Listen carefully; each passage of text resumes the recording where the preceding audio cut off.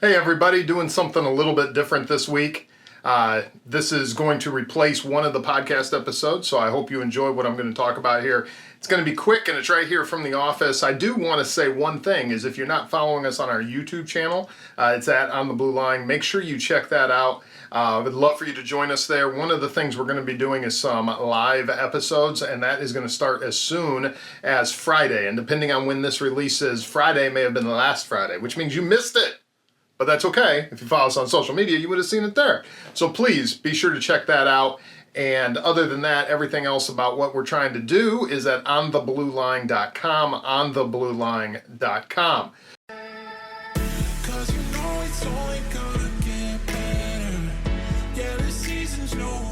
If you break the law, if you decide to do this, we're going to hold you responsible. You are the only good thing in someone's worst day. That is a privilege for a police officer. At the very least, you could honor the sacrifices of police officers and their families. We have the ability to save the Republic. So today I just want to bring you one quick thought, right? I just want to discuss something. So I've been making a series, a list of ideas, of concepts, of things that I think we need to communicate. And one of the first ones that I want to talk about is you are way too comfortable. I know. You're thinking, I've been working in this career, I've been working all these hours, I'm trying to do things with my family, comfortable. I'm anything but comfortable. I'm working here, there, everywhere. I know. I understand that. But you and me are way too comfortable. What do I mean by that? Well, here's the thing, right? So we're in an election year, and I'm going to actually do a whole separate video on why politics and law enforcement must be hand in hand. I'm going to do an entire video on it. So I'm not going to go deep into that right here, right now. But I will say this. It is imperative that you, if you are in law enforcement, around law enforcement, retired from law enforcement, if you're an American citizen, I don't care what your role is, what you do, it is imperative that we start to develop foundational beliefs on what we believe and why we believe it. And then, that's not enough. I know what you're thinking. What? What are you saying, Wayne? That's not enough. That's all I can do here. I'm working. I got all these things going on. I've got football to watch. I've got, right? That's the problem, right? Well, but Netflix, you can't be possibly talking about Netflix. I know what I believe, and, as long as I believe it, and they can go do them, and I'll do me, and you do you, and that is complete nonsense. The whole you do you thing is complete effing nonsense. Let me say that one more time. Just in case you missed this, the whole you do you thing is complete effing nonsense. Yeah, I don't know what else to say there. Because here's the thing, right? Let me drive this home for you, right? So you and I are way too comfortable. And the reason I know we're way too comfortable is because we're a typical American. And typical Americans are way too comfortable. And it's because of that comfortability that ideas, thoughts, processes, people in elected office and so forth that are coming to us with ideas that are totally anti-American. This isn't left versus right. This isn't Democrat versus Republican. They're both a bunch of idiots. This is foundational principles versus non-foundational principles. This is worldviews collide, right? This is a cage match, worldview cage match. To enter, only one gets to leave. That's where we're at right now. And the reason we're there is because we're too damn comfortable. You and I refuse to stand up when called upon to do things because you're like, well, I can't go talk at a school board meeting. Well, first of all, it might affect my job, and I can't even really say something online because if I do, well, then I might end up in IA. And well, so I'm not suggesting you to go out and be a jerk. And I'm certainly not suggesting that you go out and put inflammatory things or things that are just intentionally, honestly, a lot of times a grift, right? That's not what I'm talking about here. What I'm talking about here is that you and I need to know why we believe what we believe, so ingrained, so strong, so part of who we are, that when we are faced with things that are obviously not part of what we believe, then we come out and say, hey, we're not going to do that. We're not going to go over the cliff with the rest of society, right? And that's what I want to encourage you on. See, there's nothing wrong with these American things that we have. We are so blessed. We are still so blessed, even in the world we live in today. We have football season starting up here, right? And that's something we can enjoy, and we can take time, watch a little college football, have our favorite team. Nothing wrong with that. Absolutely nothing wrong with that. But if you're doing that as an escape, if you're doing that instead of playing with your kids, if you're doing that instead of spending time with your wife, if you're doing that instead of doing something that's on your heart, like maybe you have a desire to do something, start a business, maybe you have a desire to go out there and be in ministry, whatever that desire is that's unique to you, if you refuse to go out and you're like, no, man, there's something cool on Netflix. Like that's what I gotta watch. It's something on Netflix, man. Then you're failing. You're too damn comfortable. You and I are too comfortable. And this is what has held me back time and time and time again. Over and over again, I find myself in this moment, I just posted today. I just put it out on Instagram that freedom is found in the fear. Why did I say that? Why do I put that out to you, that freedom is found in the fear? It's because I'm scared. There are things that scare me.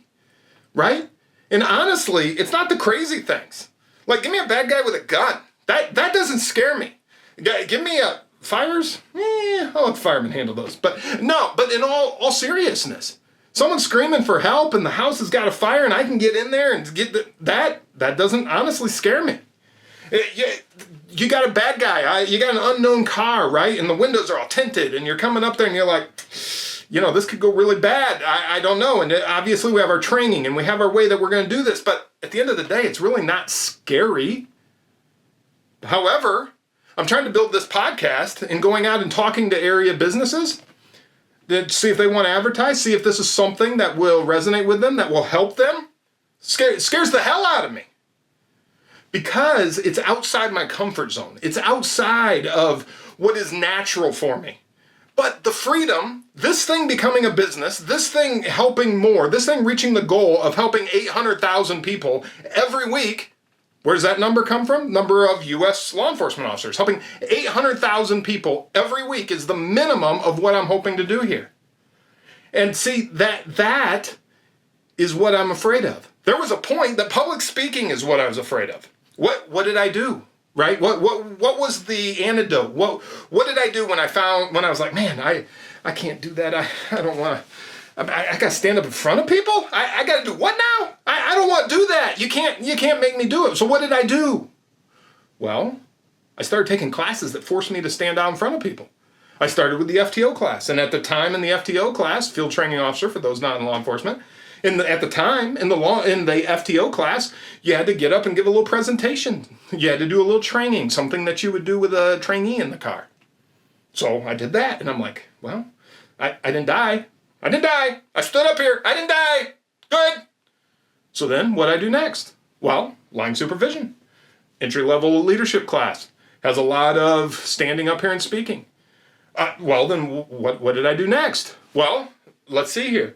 If I go take the teaching class, the one that allows me to teach classes for the state in the Law Enforcement Academy, and I go take instructor techniques, what is instructor techniques? Well, it's really a public speaking class. It's really a class of standing up in front of people and saying, hey, listen to me for a minute. And you know what? The first time you stand up there, you're like, hey, listen to me. Okay, we're done here. 2 minutes. I think the first assignment was like 60 seconds. Maybe it was 5 minutes. It was a very short period of time. And you had to get up there and you had to speak on a topic for 5 minutes. Now I can't shut up after an hour, which I know most of you are like, God, would this guy stop already? Yeah, I know.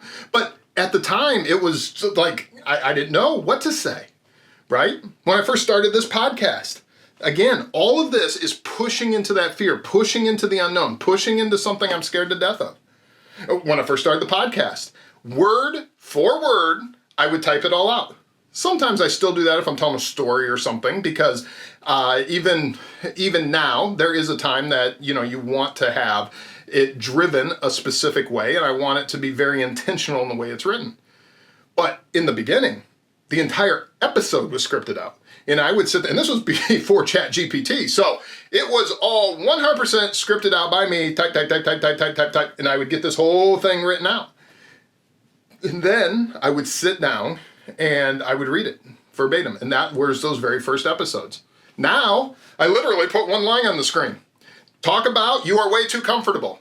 And all the rest of this gibberish, like it, take it, hopefully it's doing something good for you, but all the rest of this is 100% just what's on my heart, what I feel, what I need to speak about. So that's what I want you to take away from here is freedom is found in pressing into the fear. So the reason I posted that online is I spent the day out knocking on some business doors, building some relationships, talking to some people. Scares the hell out of me. I don't like that end of it. I like to be able to help others and feel like I'm, offering them something rather than saying, hey, would you be interested in supporting what we're building here? But I had to flip that on its head and I had to be like, you know what? This is what gives me angst. So this is what I'm going to push into. Well, the same is true when we talk about this idea of comfortability. When we talk about this idea of stepping outside our comfort zone and just refusing to be too comfortable. So I'm not here to rag on football season. I'm not here to rag on Netflix. I'm not here to rag on camping at Disney. I don't know. Cops spending the weekend on your boat. You know what cops do? All the above every weekend, especially the higher up they go, they're sergeants, they're lieutenants, they're captains. They got decent pay, decent schedules, and they're like, yeah, every weekend. Saturday's boat day, Sunday, the family, we take the motorcycles out and we do whatever. You know what cops do? There is nothing wrong with any of that. Let me make that very clear. There is nothing wrong with any of that. Here's the problem. Here's what is wrong. Here's where we start losing it. Here is where we start to take that hard diversion. It's when that becomes the focus, or it becomes the way for us to stay outside of what we know we need to do. So we have this career, and this is the problem with law enforcement. It's not a problem in that it's wrong, but it's a problem that we all deal with in one way or another if you are in the law enforcement career. And that is that this career eats up so much of your time. Let's say you're in a schedule similar to one that I'm used to. So it's the 12-hour shifts and then they rotate. So 1 week you work Wednesday, Thursday, and the next week, if you're in the patrol environment, I'm talking, then you work every day except Wednesday, Thursday. So it's Monday, Tuesday, off Wednesday, Thursday, on the weekend, and then it rotates again. I know it's crazy. And a lot of people hear that and they're like, my goodness, you only work 7 out of 14 days? That means you're off half the time. But the reality is, especially if you're working nights or even days, because days are starting at 5 a.m., 6 a.m., so 5 to 5, and then you and I both know at 5 p.m. and 6 p.m. is when all hell is breaking loose, so rarely are you actually leaving at 5 p.m. or 6 p.m. if you're in days, and on that rotates. Well, you have all that ancillary time, then you gotta get to, especially if you're on nights, well, now you need to go to the garage because you gotta get your car worked on. Oh, and we have this training. Oh, and there's this thing. Oh, and there is this email, and of course you don't have to answer your emails off duty, but if you don't answer your emails off duty, well, then we may call you because we needed that. You guys know this. You've lived this. Or if you're in another career, maybe you don't work in law enforcement at all, and you have this same thing, right? So then you get home, and you're like, oh my gosh, I'm exhausted. I said for years, and it's very true for me, that working that schedule, the first day off is recovery from working the last 2 days, because just the mental up and downs, the radio going, which is, again, is not my strong suit, and that radio does not end, and all the madness. And you're like, oh my goodness, the first day is all decompression. And then the second day is all, oh my gosh, I gotta go back into work tomorrow. I gotta do this again. I gotta make sure my boots are shined. I gotta make sure, everything, the gun is clean. I gotta do all this so that tomorrow I can go back in. And you do that on your 2 days off. And then you do that again on your next 2 days off. And then you do that on the weekend. And then you're like, man, I really only have 1 day that I am mentally clear and ready to go.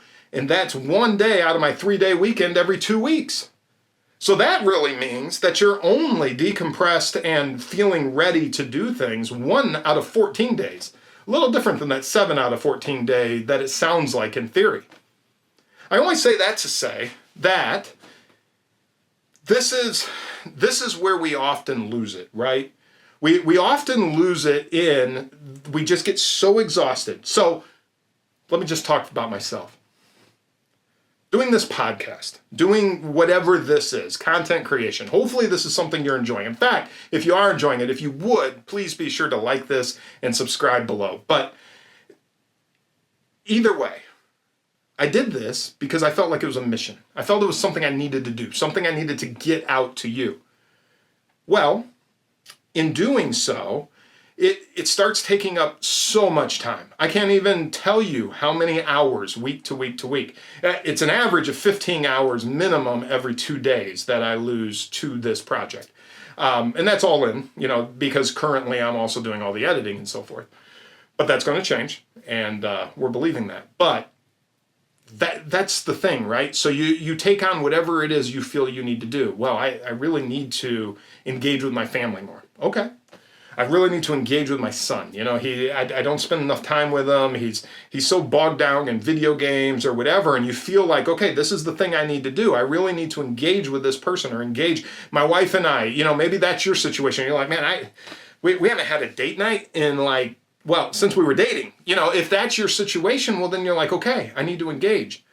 But then you said, you have this moment of inspiration. Maybe you listen to me, maybe you listen to somebody else. You're like, man, I am going to do this.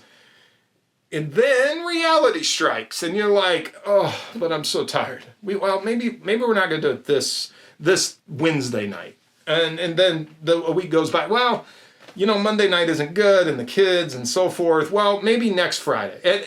And whatever it is, whatever that thing is that you feel you're supposed to be engaging with, it just keeps getting pushed off further and further and further. However, so often the things that we use to escape, the things we like, the things like football, the things like Netflix, all those things I mentioned, instead of being positive things, they become a manner of escapism, a way of just not engaging with what we need to engage with. So, what do I suggest? Well, first of all, recognize that all these things are good things. But at the end of the day, what we have to do is prioritize. What is our long-term goal?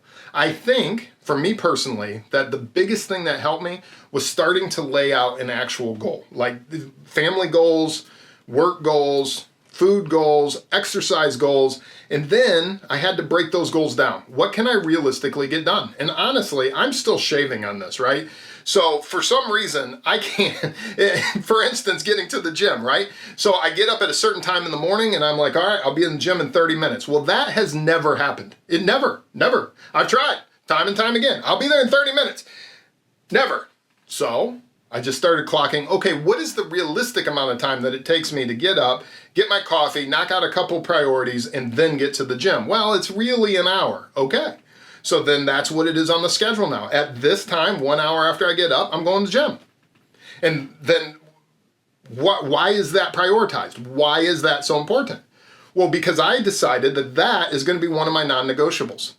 And here's the thing. If you want to start moving outside your comfort zone, if you want to start moving forward in some area of your life, again, I'm not just talking about businesses. I often relate things back to businesses because that's something I love and something I'm trying to do.